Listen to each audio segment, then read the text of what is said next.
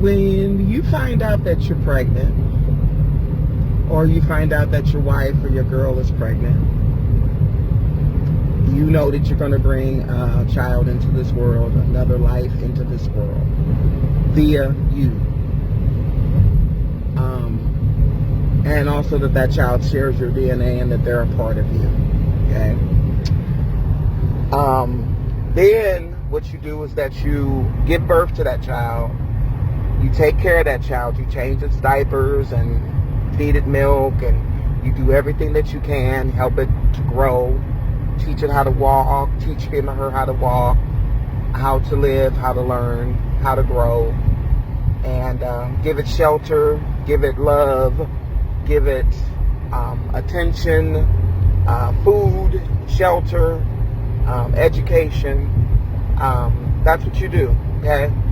Then you raise them up to adulthood, up until they're at that age, no matter what that age may be, when they decide that they're ready to move on their own and do their own thing, either go to college, move out and move in with their girlfriend or boyfriend, move out, get their own place, move in with the roommates, leave to go to the army or the military,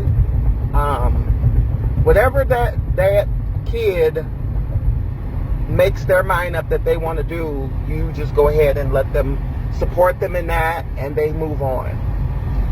So now your job as a parent of raising them is done, okay? Your job as a parent is done, in my opinion. Now, it may be wrong, but after that, you become their friend. You become friends after that.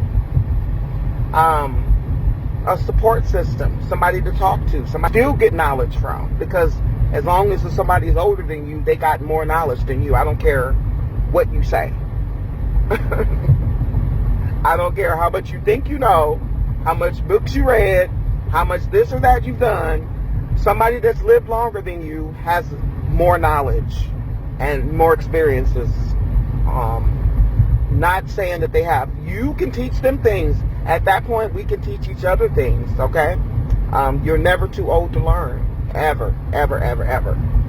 I don't care if you're 100 years old, you can still learn something. If you don't see the value of your parent, if you don't appreciate the things that your parents has done for you, the sacrifices your parents has made, and everything that your parent has went through to raise you for them years when you really wasn't paying a whole lot of attention.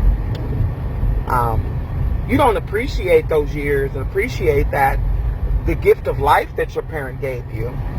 You're never going to show them respect.